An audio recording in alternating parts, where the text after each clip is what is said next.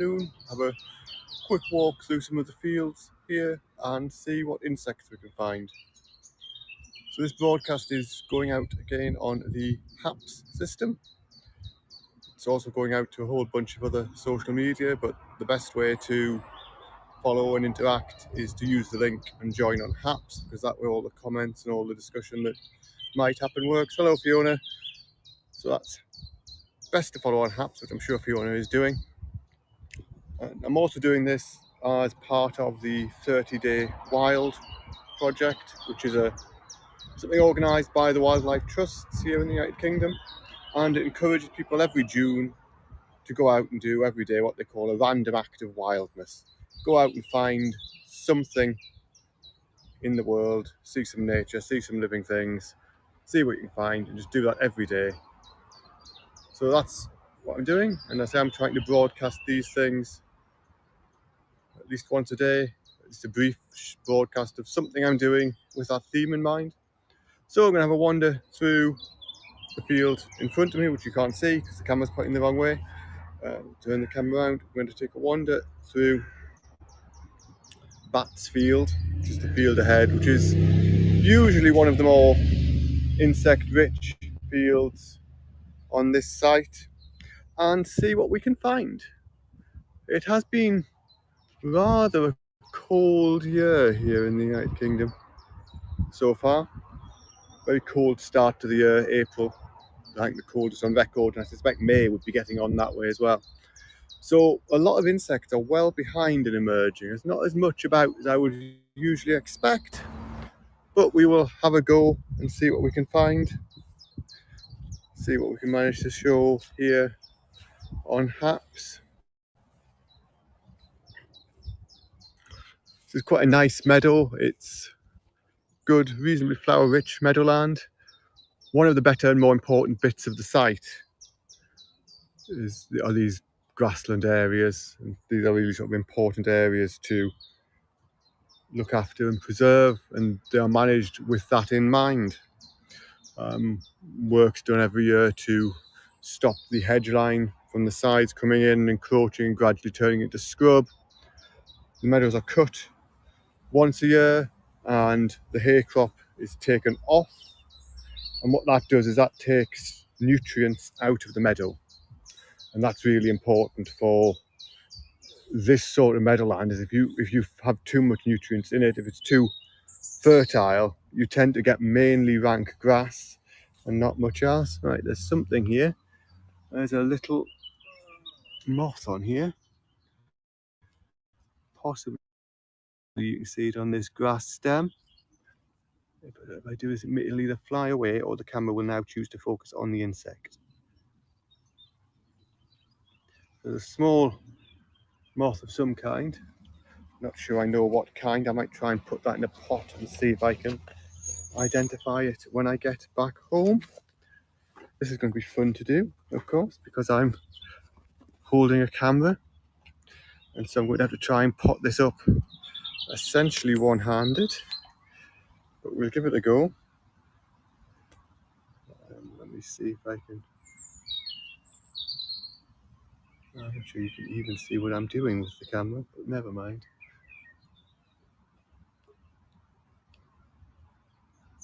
Well, there's the moth. Is it a moth? It says it's a moth, isn't it? Let's have a proper look at this. Okay, well, I've successfully got it into a pot.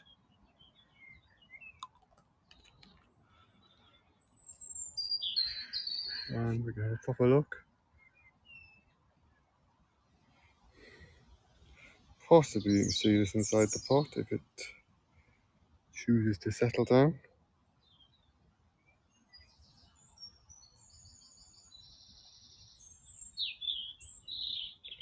So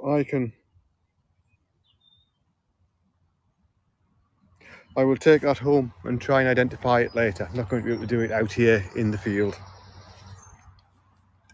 which is always a challenge with entomology. Of course, a lot of things cannot easily be identified just by looking at them. You need to do some other things, take them, key them out, look at them, compare them to literature. but we'll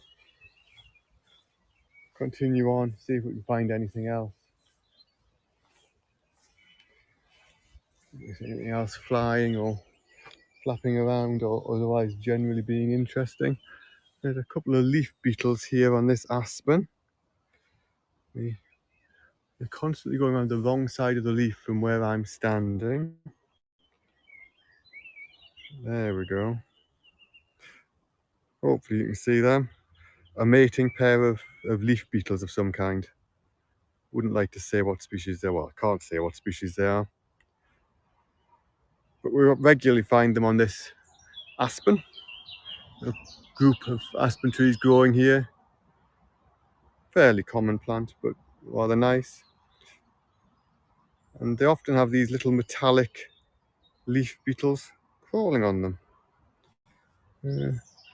Something else here.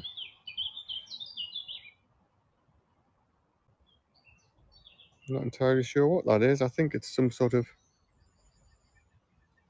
plant hopper or nymph or something like that. Far from sure what that is. I might try and take a photograph of that and then see if I can identify the photograph when I get home. So just stay there watching the general background whilst I get my camera out. This is always fun to do whilst broadcasting. And it's moving. Oh dear. Quickly got my camera out. Let me see if I can focus on this thing. So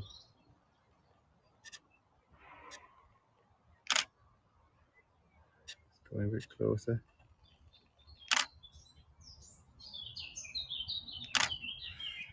And with any luck, one of those pictures will have come out all right to allow me to have a go later. Let's have a look, shall we?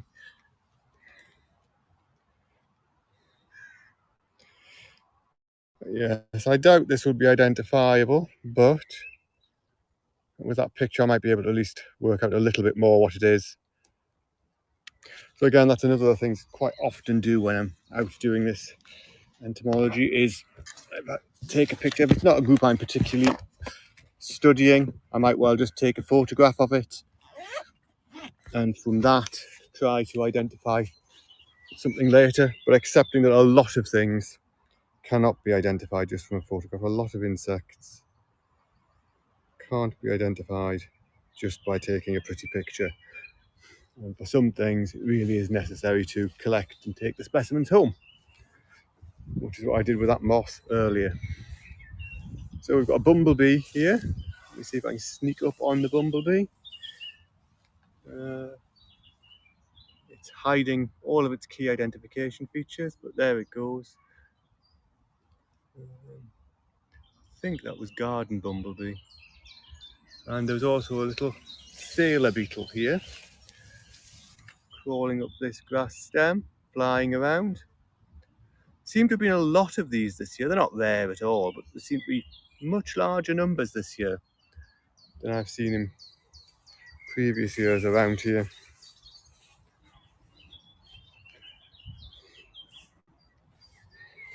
And on here, come on, focus on the flower. There was a sawfly, which is just, I can still see it, so it might land somewhere else and we might be able to get back on it. Nope, it's gone. Well, there's a sawfly. So Hymenoptera, the same group of insects as bees and wasps and ants. Not the easiest of groups to identify. Certainly not the easiest group for me to identify. So I'm not going to attempt particularly to do them.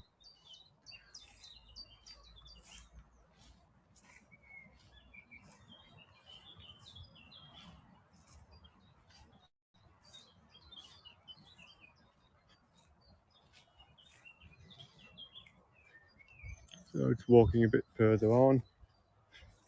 Get back into the sunshine in a moment. See what else we can see.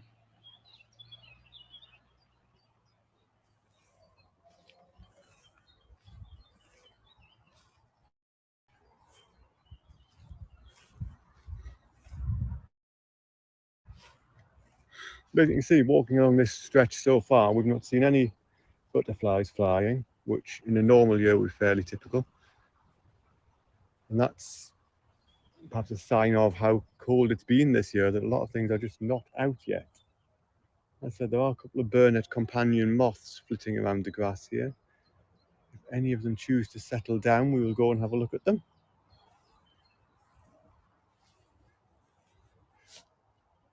And there's some bumblebees on the wing.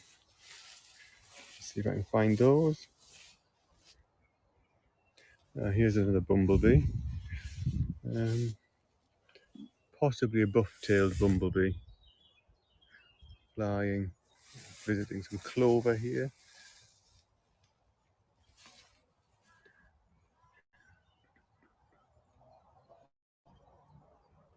No, I can't. There it goes. Bumblebee crawling around on the clover. Taking some nectar, I suspect, possibly taking some pollen.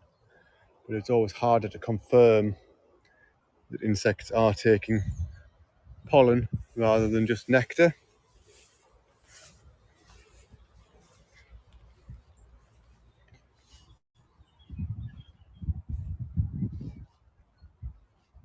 And there's definitely a few things flitting about. Let's see if anything's going to settle down and let us have a look at it.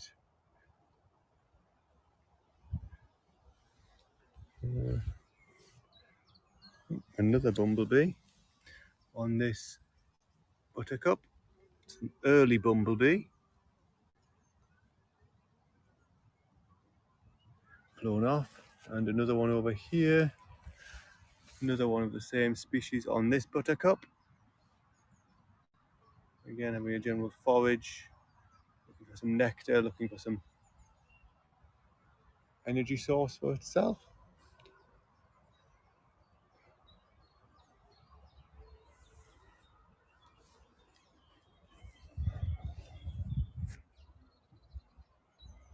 And the crane fly. Let me go around this way. So this is one of the Tipulidae, the crane flies. Something's called daddy long legses. It won't focus on the insect, of course. There we go, that'll make it focus on the insect. So another group at the moment I can't really identify crane flies, although later this year there is a key to the British Tipulidae, British crane flies coming out. So that will become identifiable if we have the time and the patience to carefully key them out and work out what they are. There's a lot of really good insect literature being produced these days. I think with modern photography, some of the quality of images that can be used to aid identification in those guides has really come on a lot. So we are starting to see some really high quality identification resources. Here's a couple of Burnet companion moths. Somebody having a walk across the field, obviously enjoying the sunny conditions. See if anything else settles down where we can have a look at it.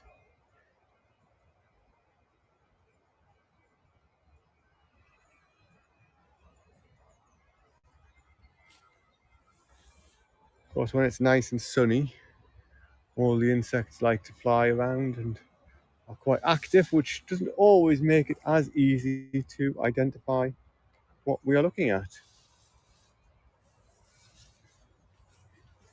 But it's a nice place to go for a walk anyway,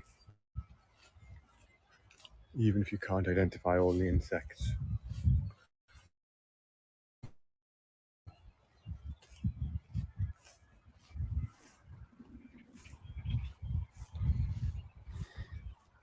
Right, I'll push on a bit because the signal quality is quite poor in this bit of the field, so it's probably very pixelated. Hopefully it'll get better in a second.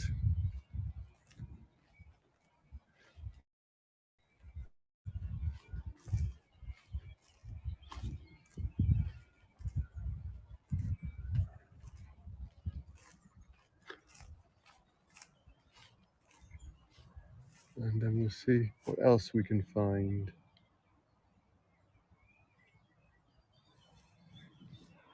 It's fine for now, thanks. It's always going by the little signal quality indicator on here.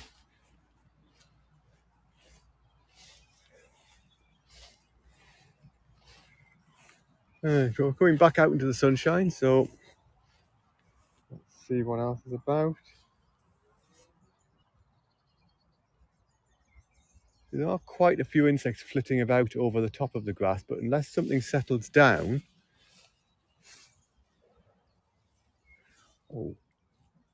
Unless something settles down, I can't really show it to people on the scope. Okay, so there's a couple of tortoise bugs here. Type of shield bug.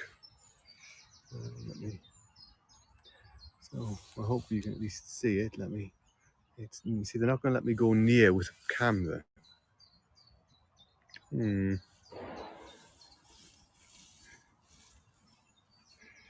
So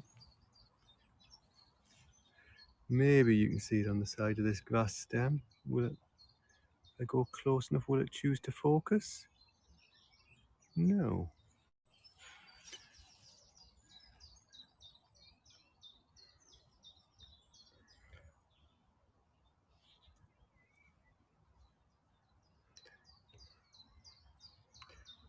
Okay, so it's at least focusing vaguely on the insect, but let me grab it and show you it in my hand.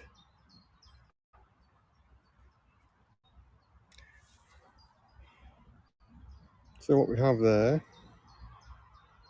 is a tortoise bug. So this is a true bug, heteropter. It's got sucking mouth parts, and they're a relatively small group of this shield bug type of bug in the UK, so I can be reasonably confident this is Tortoise Shield Bug. There is a scarce Tortoise Shield Bug that looks somewhat similar.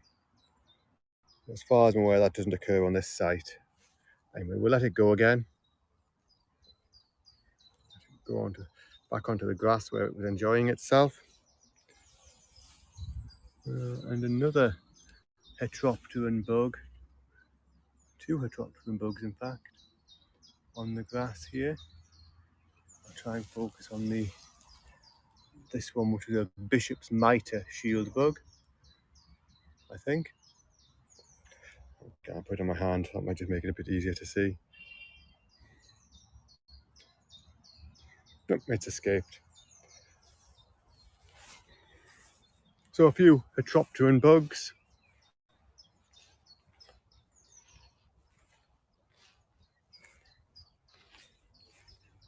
Probably hear some chiff-chaff shouting as well. Birds they are rather than insects, but we'll pay attention to them a bit.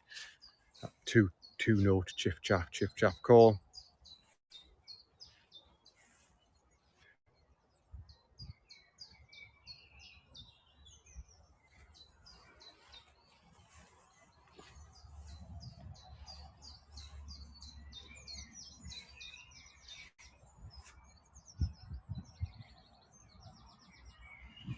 And let's see what else we can see.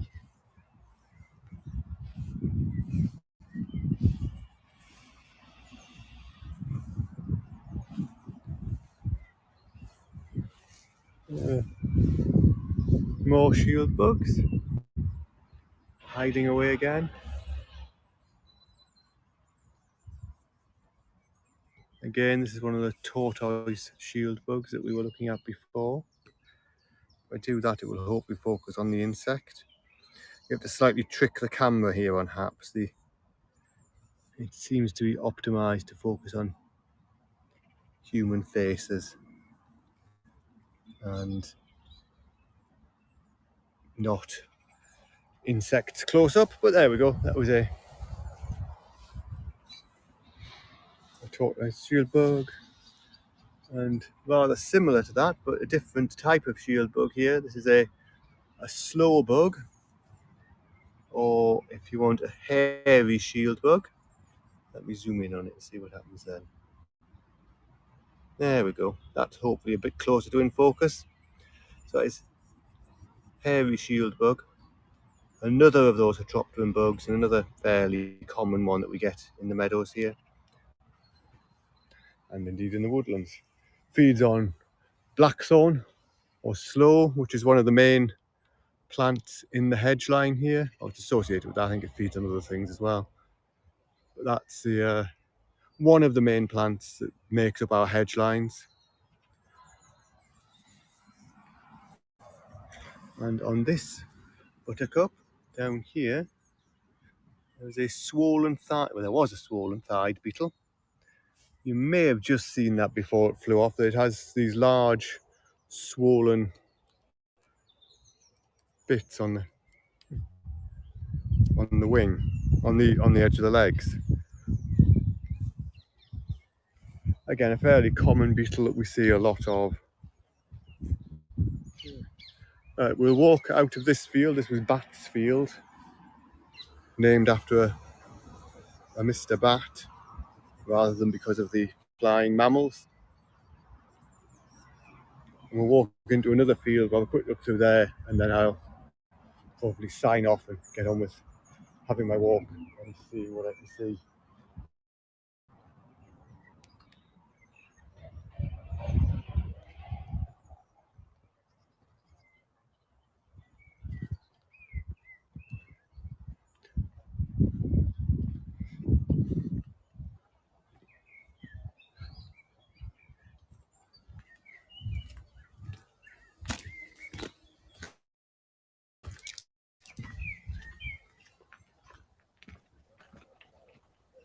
So we'll go through here and through into Woodfield. Again, we think Woodfield was named after a Mr. Wood, rather than because it's got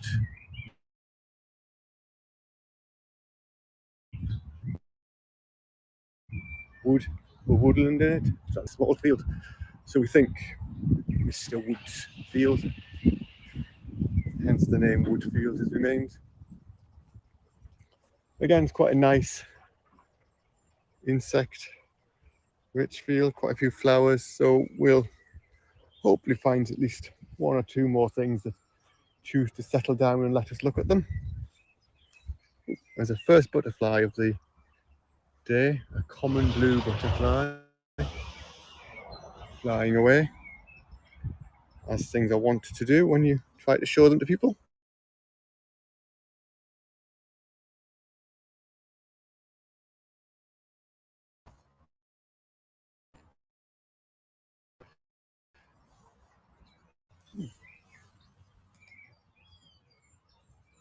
Yeah, it nearly cut me off. Flying around in here on this white flower down the bottom is a nomad bee. So it might look a bit wasp-like, but as in fact a bee. It was one of the nomads, genus Nomada, and they're a species of what they're called Parasitic bees. So what they do is they find where another species of bee has made a home and provisioned for its young, and then they put their own eggs in there and steal all the pollen and nectar and so on that bee has carefully gathered for its own young. Fairly common behaviour in bees. A fairly high proportion of bee species engage in that sort of behaviour, where they feed on either the provisions for, or I think in some cases the larvae of other species of bee.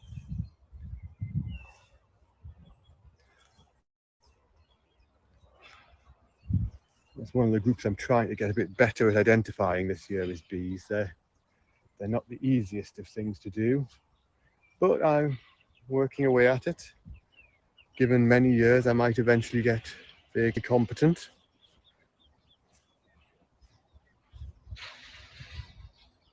It's always good to be able to identify things. So there's a hoverfly here. Let's see if I can, hovering away. Come on, hoverfly, come back. Everybody wants to see you, perched on a grass stem.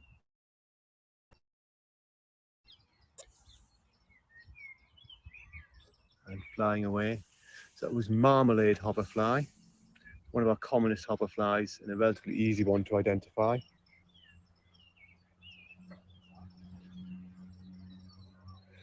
And you might be able to see flitting around a few Burnet companion moths. If I can find one of them sitting down.